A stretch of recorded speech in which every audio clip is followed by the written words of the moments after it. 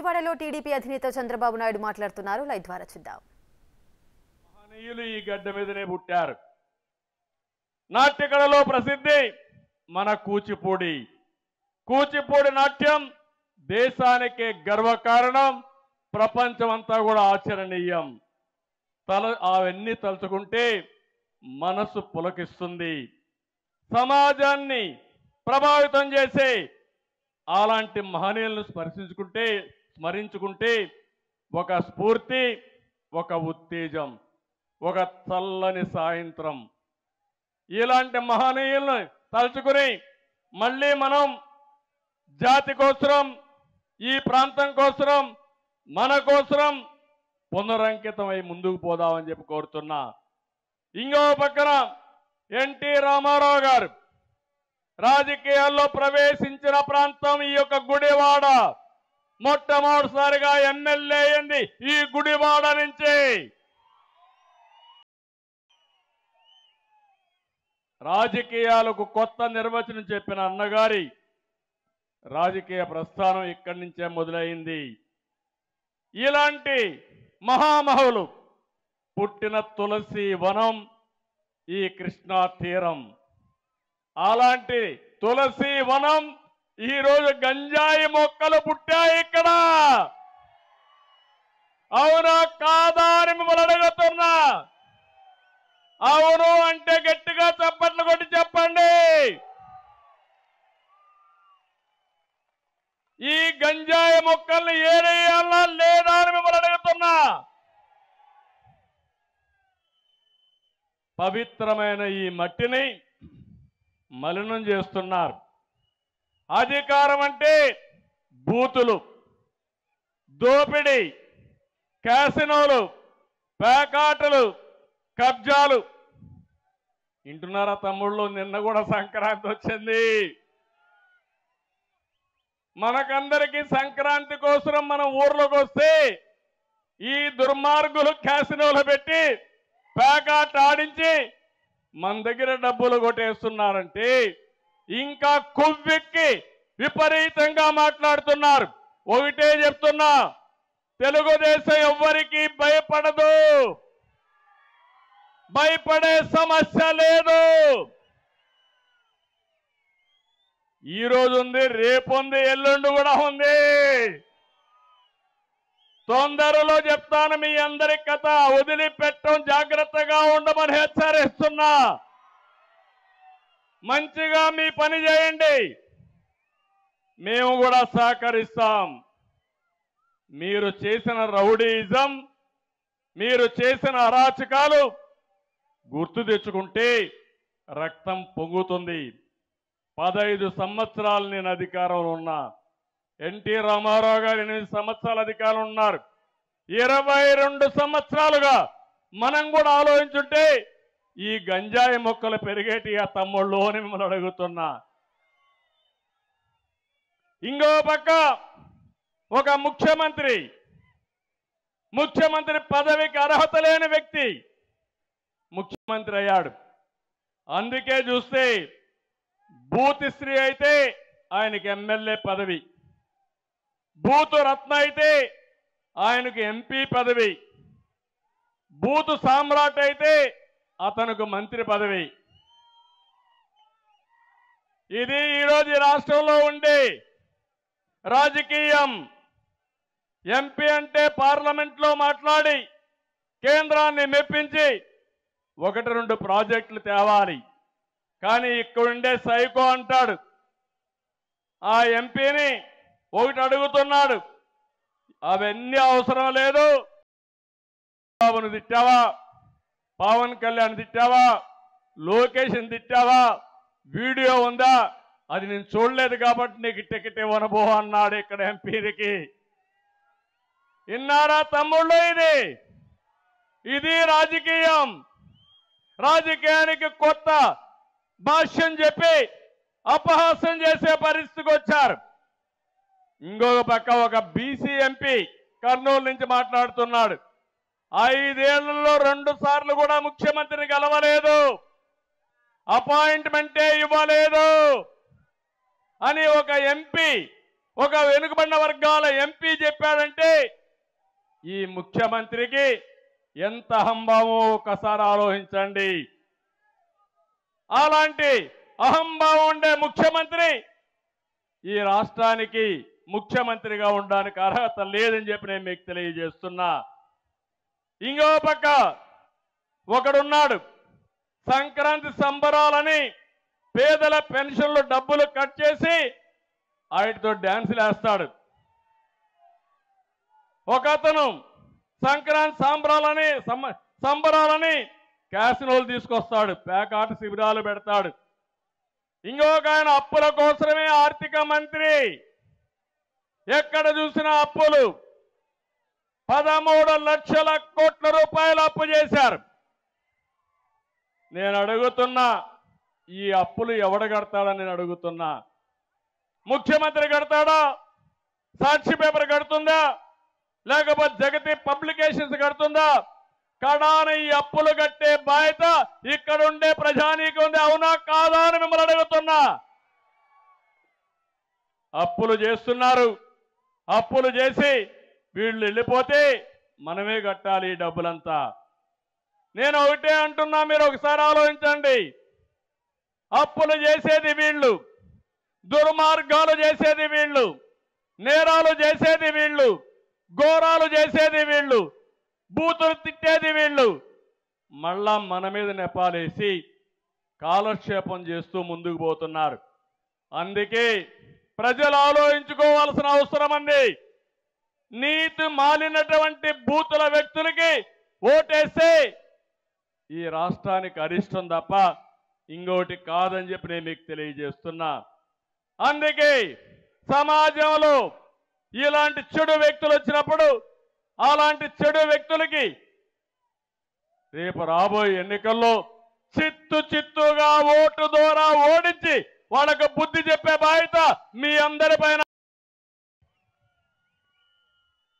ఇంకో పక్క ఒక్కసారి ఆలోచించండి. నాడు నేడు గుద్దుడే గుద్దుళ్ళు. అవునా కాదా? ఎన్నికల సమయంలో ముందుగా ఒక మోసగాడు ముద్దులు పెట్టుకుంటూ వచ్చాడు. అయిన తర్వాత నేను అడుగుతున్నా, మీ జీవితాల్లో మార్పు వచ్చిందా అని మిమ్మల్ని అడుగుతున్నా. మీ ఆదాయం పెరిగిందా అని మిమ్మల్ని అడుగుతున్నా. మీ ఖర్చులు తగ్గాయా అని మిమ్మల్ని అడుగుతున్నా. నిత్యావసర వస్తువుల ధరలు పెరిగాయా లేదా? పెరిగాయంటే చేయి పైకి చూపించండి. నిత్యావసర వస్తువుల ధరలన్నీ పెరిగాయి. ఈరోజు ఏ మాత్రం కూడా పేదవాడు పండగ కూడా చేసుకోలేని పరిస్థితికి వచ్చారు. ఇంకో పక్క 200 రూపాయలు కరెంటు ఛార్జీలుంటే ఈరోజు కరెంటు ఛార్జీలు ఎంత అని అడుగుతున్నాం మిమ్మల్ని. 1000 రూపాయలు. అవునా కాదా? 4 రెట్లు 5 రెట్లు పెరిగిపోయింది. మద్యం క్వార్టర్ ఆ రోజు 60 రూపాయలుంటే ఇప్పుడు ఎంత తమ్ముళ్ళు? 200. అవునా కాదా? పెంచిన 150 రూపాయలు ఎవరు జోబులోకి పోతా ఉంది? ఎవరు జోబులోకి పోతా ఉంది? నాసిరకం మద్యం. అవునా కాదా? సొంత బ్రాండ్లు. అవునా కాదా? దోపిడీ. అవునా కాదా? దోపిడీని అరికట్టాలా లేదా? ఏంటి అరాచకం? అడిగితే కేసుల మీద కేసులు. అంటే తమ్ముళ్ళు ధైర్యంగా ఉండండి. ప్రతి ఒక్కడికి వడ్డీతో సహా చక్ర వడ్డీ చెల్లిస్తాం. మొన్నే చూశారు తిరుపతిలో ఒక ఆయన మున్సిపల్ ఎలక్షన్ లో ఐఏఎస్ ఆఫీసరు ఎగిరిగిరి పడ్డాడు. 20,000 దొంగ ఓట్లు రిజిస్టర్ చేశాడు. ఈరోజు ఎలక్షన్ కమిషను అతన్ని సస్పెండ్ చేశారు. అయిపోయింది ఆయన పని. సిగ్గైనా ఉండాలా. ఇప్పుడు ఒత్తిడి తీసుకొస్తారు వీళ్ళు పోలీసుల పైన కూడా. తమ్ముళ్ళు జాగ్రత్తగా ఉండండి. రేపు మళ్ళా శిక్ష పడితే మీకే పడేది. వీళ్ళు మిమ్మల్ని ఎవ్వరూ కాపాడలేరు. ఆ విషయం వీళ్ళందరూ గుర్తుపెట్టుకోవాల్సిన అవసరం ఉంది. నేను అడుగుతున్నా, పెట్రోల్ డీజిల్ ధరలు పెరిగాయా లేదా? బాగా పెరిగాయా లేదా? పన్నులు పెరిగాయా లేదా? అన్ని పెరిగాయా లేదా? దీనివల్ల మీరు నష్టపోయారు, అవునా కాదా? అందరూ నష్టపోయారు. ఒక వర్గం కాదు, ఒక చిన్న కిళ్ళి కొట్టు పెట్టుకున్న వ్యక్తి, ఒక కూలి పని చేసుకునే వ్యక్తి, ఒక రైతు ఎవరైనా బాగున్నారా అని మిమ్మల్ని అడుగుతున్నా. గిట్టుబాటు ధర వచ్చిందా అని మిమ్మల్ని అడుగుతున్నా. మీ పంట కొన్నారా అని మిమ్మల్ని అడుగుతున్నా. సకాలం నీళ్లు ఇచ్చారా అని మిమ్మల్ని అడుగుతున్నా. ఒకటి రెండు సమస్యలు కదా, అన్ని సమస్యలే. ఇలాంటివన్నీ చేసి అందరూ నష్టపోయారు. అందుకే ఒక్కసారి మీరు ఆలోచించండి. చెత్త మీద కూడా పన్నేసిన చెత్త ముఖ్యమంత్రి, పనికి మారిన ముఖ్యమంత్రి, చరిత్రలో ఎప్పుడూ చూడని పిచ్చి తుగ్లక్ ఈ జగన్మోహన్ రెడ్డి. ఇంటి పన్ను పెంచారు, కరెంటు ఛార్జీలు పెంచారు, మద్యం రేట్లు పెంచారు, ఆర్టీసీ రేట్లు పెంచారు. అన్ని పెంచి మీకు 10 రూపాయలు ఇచ్చి 100 రూపాయలు దోచేసుకుంటున్నారు. ఇది దోపిడీ ప్రభుత్వం తప్ప ఇంకోటి కాదని చెప్పి నేను మీకు తెలియజేస్తున్నా.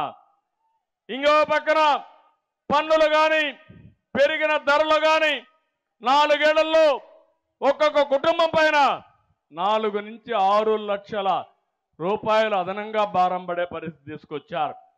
ఎప్పుడైనా సరే ఒక సమర్థవంతమైన పాలన, సుపరిపాలన, పేదవాళ్ళకి కష్టాలు లేకుండా వాళ్ళ ఖర్చులు తగ్గించి ఆదాయం పెంచి వాళ్ళని ఆదుకునేది సరైన ప్రభుత్వం.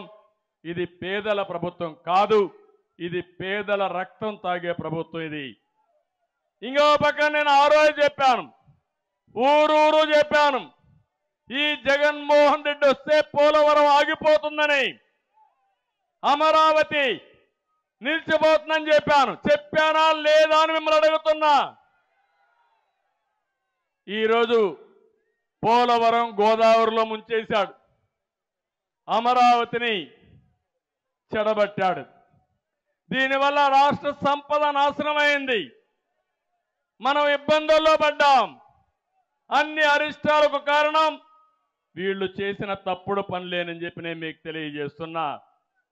ఇంకో పక్క ఈ ముఖ్యమంత్రిని ఒక్కసారి మీరు గుర్తుపెట్టుకోవాల్సింది, ఎంత టైం అయినా మాట్లాడుతూ ఉంటే ఒక పెత్తందారు,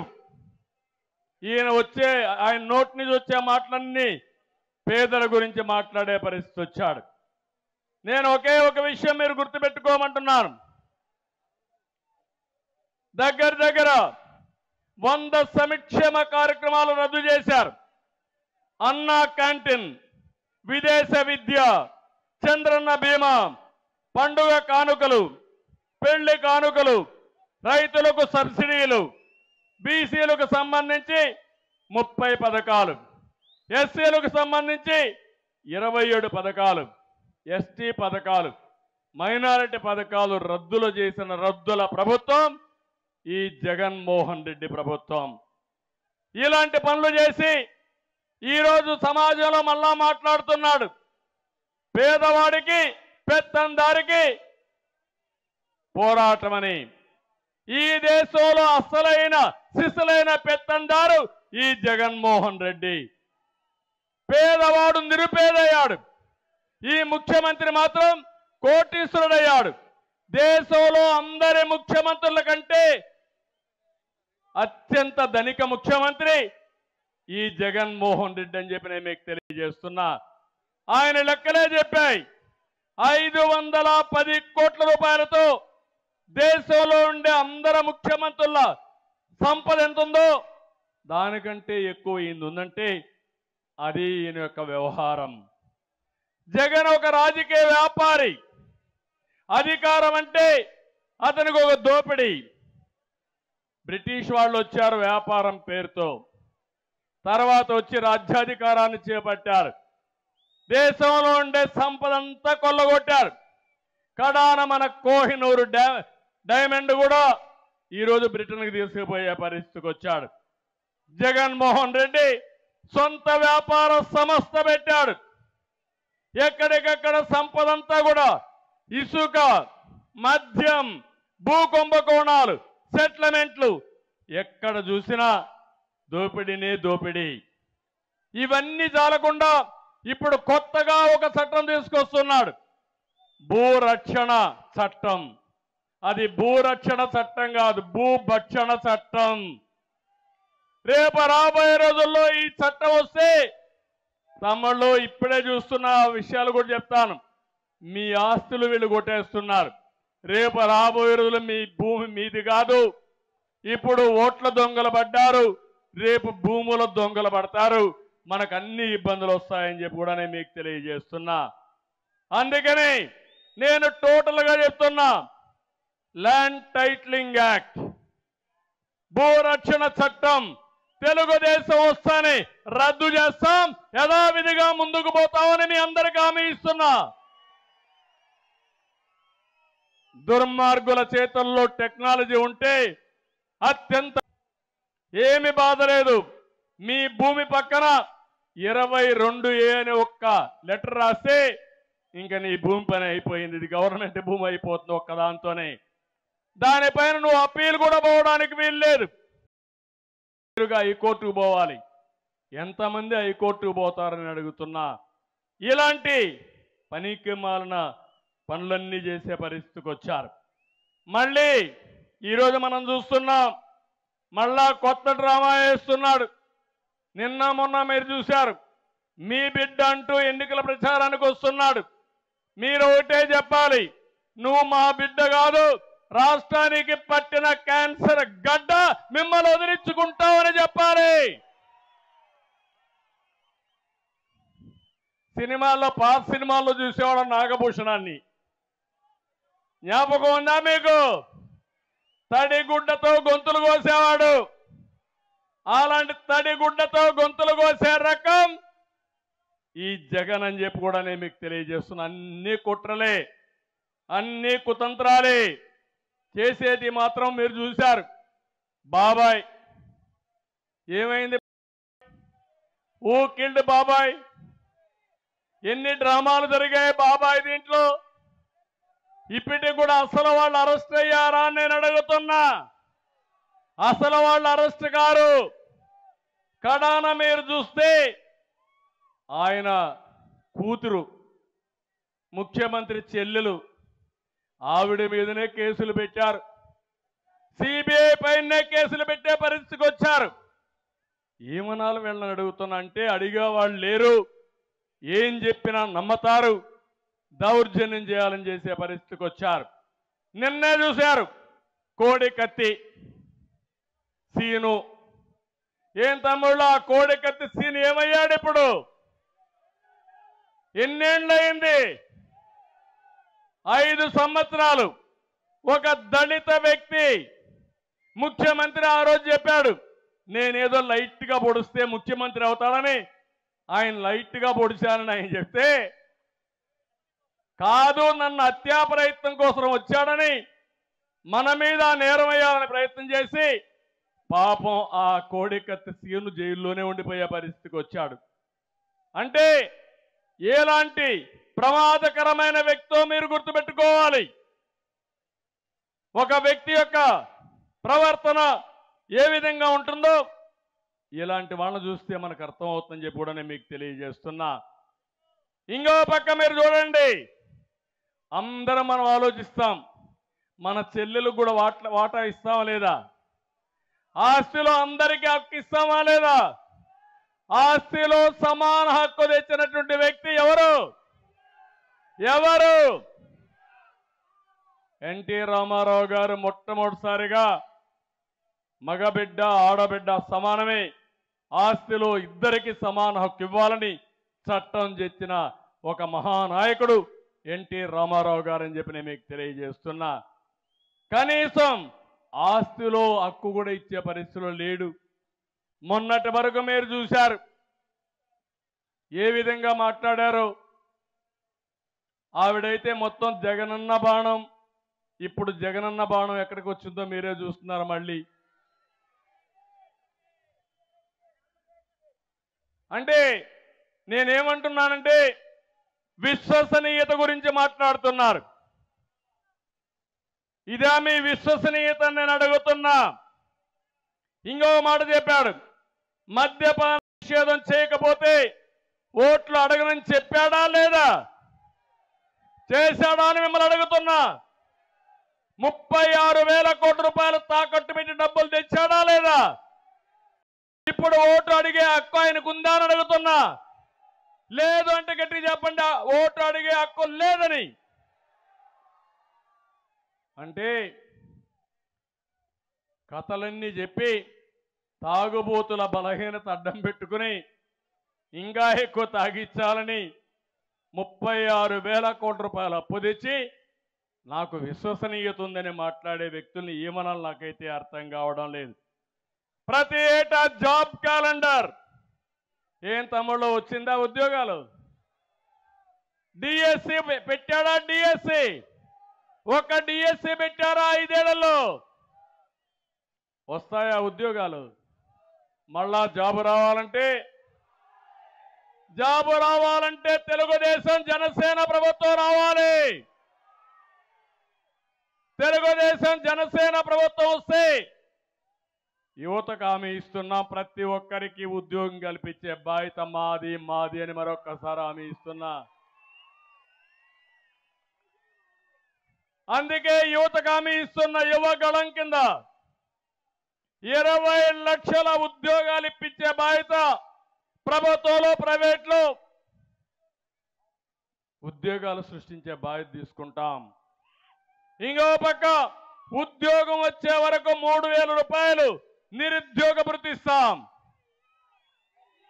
ఇదే కాదు, తమలో ఆంధ్రప్రదేశ్ని ప్రపంచానికే అనుసంధానం చేస్తాం.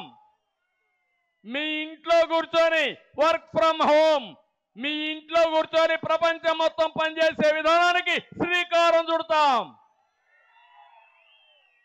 ఇంకా బోరు కొడితే అన్ని మండలాల్లో పెద్ద గ్రామాల్లో వర్క్ స్టేషన్లు పెట్టి అక్కడొచ్చే పనిచేసే విధానానికి శ్రీకారం చుడతాం. ప్రపంచంలో ఉండే కంపెనీలన్నీ తీసుకొస్తాం. తద్వారా ప్రతి ఒక్క తమ్ముడికి, ప్రతి ఒక్క చెల్లెలకి ఉపాధి కల్పించే బాధ్యత మాదని మరొక్కసారి మీ అందరికీ హామీ ఇస్తున్నా. ఇంకో పక్కన ఈరోజు మీరు చూడండి, వీళ్ళు రేపు వస్తారు, మళ్ళీ ప్రచారానికి వస్తారు. వైసీపీ నేతలు నిలదీయండి. మాకు కావాల్సింది బూతుల నేతలకు కాదు, అభివృద్ధి పాలకులు కావాలని మీరు నినదించాల్సిన అవసరం ఉంది. గ్రామంలో మేము అడిగింది మా బిడ్డలకు ఉద్యోగాలు, గంజాయి కాదని తేల్చి చెప్పవలసిన బాధ్యత ప్రజలపైన ఉంది. ఊరూరా అక్రమ కేసులు కాదు, వాడ పరిశ్రమ రావాలని డిమాండ్ చేయాల్సిన అవసరం ఉంది. మనకు కావాల్సింది మాయ మాటలు కాదు, వ్యవసాయ సబ్సిడీలు రావాలి, రోడ్లు బాగుండాలి. నేను అడుగుతున్న ఈ గుడివాడ చుట్టుపక్కల ఈ ప్రాంతానికి వచ్చే ఒక్క రోడ్డైనా బాగుందా అని మిమ్మల్ని అడుగుతున్నా. చేతగాని దద్దమ్మలు చెప్పే ఆన్సర్ విన్నారా అని మిమ్మల్ని అడుగుతున్నా. రోడ్డు ఏవయ్య అంటే నిన్నెవడు కారు కొనమన్నాడు అంటాడు, నిన్నెవడు బస్సులో తిరగమన్నాడు అంటాడు. అంటే ఎన్నికి పోవాలి, రాతి యుగానికి పోవాలి మనం. ఇంకా అందరికీ కాలినడకే గతి. ఆ పరిస్థితికి వచ్చారు. నేను ఒకే ఒక విషయం మిమ్మల్ని అందరినీ ఒకప్పుడు మీరు చూస్తే ఊరూరు తిరిగాడు, బుగ్గలు నిమరాడు. అవునా, చేశాడా లేదా? ఇప్పుడు పరదాలు కట్టుకొని తిరుగుతున్నాడు. ఎక్కడన్నా తిరిగే ధైర్యం ఉందా అని అడుగుతున్నా. తప్పు చేసిన వాడు తడబడతాడు, ధైర్యంగా తప్పు చేయనవాడు ఎవరికీ భయపడడం లేదు. అదే మనం చేసే పనిని మరొక్కసారి మీ అందరికీ తెలియజేస్తున్నా. ధైర్యంగా చేసిన పనులు చెప్పి ధైర్యం ఉండే పార్టీలు తెలుగుదేశం, జనసేన. తప్పులు చేసి భయపడిపోయి పిరికితనంతో ఎక్కడికక్కడ పరదాలు పట్టుకొని తిరిగే పార్టీలు ఈ రెండు. అందుకని మీరు ఒకే విషయం గుర్తుపెట్టుకోవాలి, 5 సంవత్సరాలు ప్రభుత్వం ఇచ్చిన జీవోలు కూడా బయట రాకుండా దాచిపెట్టుకున్నారు. ఎందుకంత భయం అంటే, భయం ఎందుకంటే అన్ని తప్పుడు జీవోలు, చీకటి జీవోలు, వాళ్ళు చేసినటువంటి ఘోరాలు, నేరాలు, అవినీతి, అక్రమాలు అవి బయట వస్తే, కోర్టుకు పోతే వీళ్ళ పునాదులే కదిలిపోతాయని జీవోలు కూడా ఇష్యూ చేయకుండా, వెబ్సైట్లో పెట్టకుండా దాచిపెట్టుకునే పరిస్థితికి వచ్చారు. 5 ఏళ్ళయింది, ఒక్కసారి ప్రెస్ కాన్ఫరెన్స్ పెట్టాడా ఎప్పుడన్నా ఈ ముఖ్యమంత్రి? పెట్టే ధైర్యం ఉందా ఈ ముఖ్యమంత్రికి? అందుకే భయం. ఆయన చెప్పిన హామీల్ని మనం అడుగుతామనే ఉద్దేశంతోనే భయపడి ఎక్కడా పెట్టే పరిస్థితి లేదు. నిన్న మొన్న ఒక వింత చూశారు. 30 సంవత్సరాల నుంచి తెలుగుదేశం పార్టీ, భువనేశ్వర్ గారు మా మిస్సెస్ ఒక పిలిపిచ్చారు. పల్లె పిలుస్తుంది, రా, కదిలి రా, మనం అందరం గ్రామాలకు పోవాలని సంక్రాంతి సమయంలో పిలిపించారు.